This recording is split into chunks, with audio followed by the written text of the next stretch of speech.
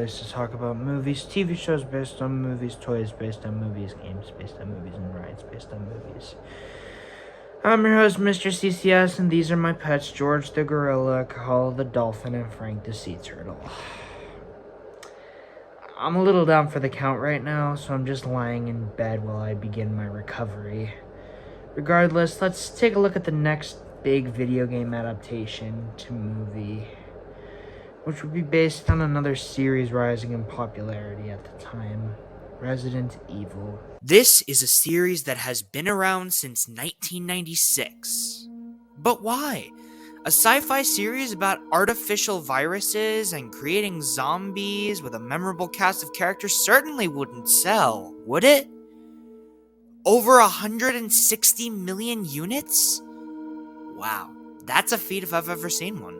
After the success of the first trilogy, it was only a matter of time before the big screen got a crack at this franchise.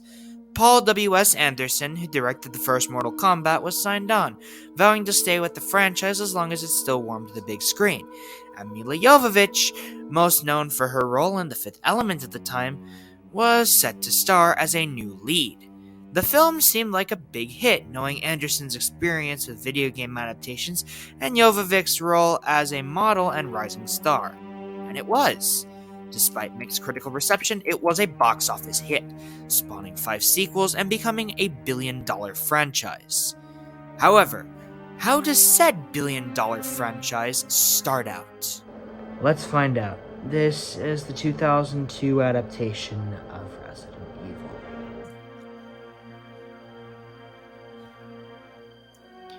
Based on the popular video game, Milla Jovovich and Michelle Rodriguez star as an amnesiac and a member of a commando team who must break into the Hive, a vast underground genetics laboratory operated by the powerful Umbrella Corporation.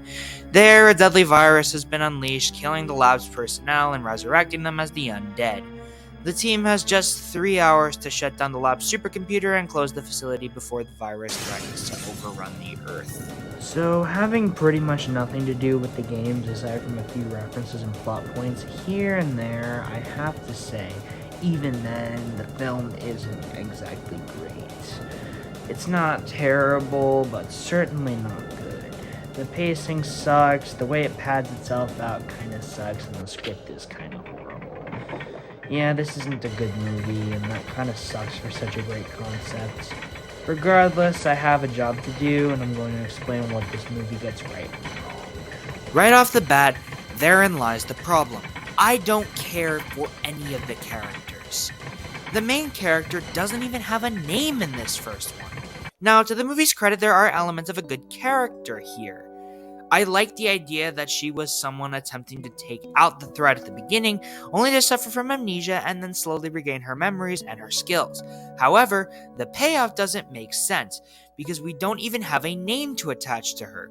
We do in the later movies, but in this one, we don't. And that made her more of an archetype rather than a full-on character.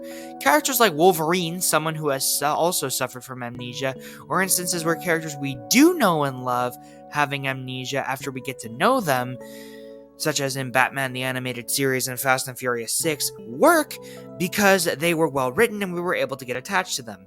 The character in this film was not, and I don't know how that will affect this character in these films as they go on. Matt Addison was a decent idea on paper, but he's kind of stale when you get rid of any of that. Rain was just a typical gruff soldier, kind of like Vasquez in Aliens without any of the freaking charm. Michelle Rodriguez is a great actress and has played characters like this in several films like Avatar and the Fast movies. But this is, by far, the worst performance I've seen from her thus far, and it wasn't even her fault. Also, why is it so convenient that she doesn't show any signs of transforming into a zombie until the last half hour? Guys, come on. Then there's Kaplan, who's kinda nothing and dies apparently. I don't even recall him doing so, but he wasn't in the mansion at the end, so screw it, he's dead. The villain? Honestly, such a stupid twist that really makes you ask so many questions. Yeah, that's awesome. The rest of the characters, killed as fast as they're introduced. Though in a cool way, I might add. Yeah, these characters are not at all memorable, and while the directing may be pretty solid, the script is what kills these characters from standing out.